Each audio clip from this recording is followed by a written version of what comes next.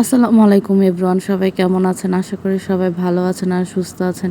এই তো দুপুরের রান্নার আয়োজন শুরু করে দিয়েছি। এখানে আমি পটল, টমেটো, আলু আর কিছু ফুলকপি দিয়ে একটা তরকারি রান্না করব চিংড়ি মাছ দিয়ে।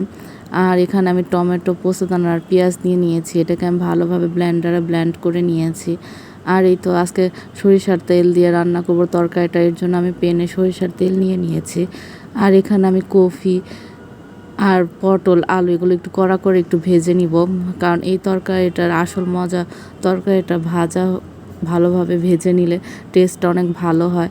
আর এই তো আস্তে আস্তে আমি সবগুলো তরকারি ভালোভাবে ভেজে নিয়েছি। এখন আমি একটা প্লেটে তুলে রেখে দিব। খুব সুন্দরভাবে আমি পটলগুলো ভেজে নিয়েছি। আর এখানে একটু হলুদ আর লবণ দিয়ে দিয়েছিলাম। আর এখন চিংড়ি মাছগুলোকে আমি ভেজে নিচ্ছি হলুদ আর লবণ দিয়ে। এগুলোকে উঠিয়ে নিয়েছি আমি। এখন আমি প্যানে আর একটু তেল দিয়ে পেঁয়াজ দিয়ে দিচ্ছি।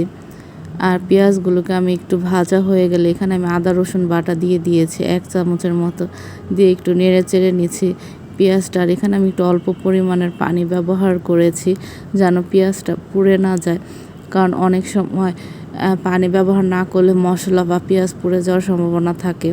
আর এখন আমি এখানে গুঁড়া মশলাগুলো দিয়ে দিচ্ছি। এখানে আমি হলুদের গুঁড়া, মরিচের গুঁড়া, ধনে গুঁড়া আর জিরে গুঁড়া সব আমি 1 চামচ পরিমাণ দিয়ে দিয়েছি। আর দিয়ে দিচ্ছি স্বাদ মতো লবণ।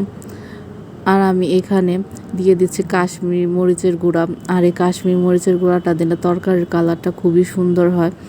আর এখন আমি এখানে দিয়ে দিচ্ছি যে ব্লেন্ডারে আমি যে পেঁয়াজ আর টমেটোর পোস্তদানা ব্লেন্ড করেছিলাম সেই পিউরিটা দিয়ে আমি মশলাটাকে একটু ভালোভাবে কষিয়ে নিচ্ছি। আর এখন আমি পটলের তরকারির পটল, আলু, টমেটো এগুলো সব দিয়ে দিচ্ছি। আর দিয়ে ভালোভাবে নেড়ে চেড়ে নিচ্ছি। আর এখানে আমি কাঁচামরিচ দিয়ে দিলাম আর একটু পানি দিয়ে দিয়েছি।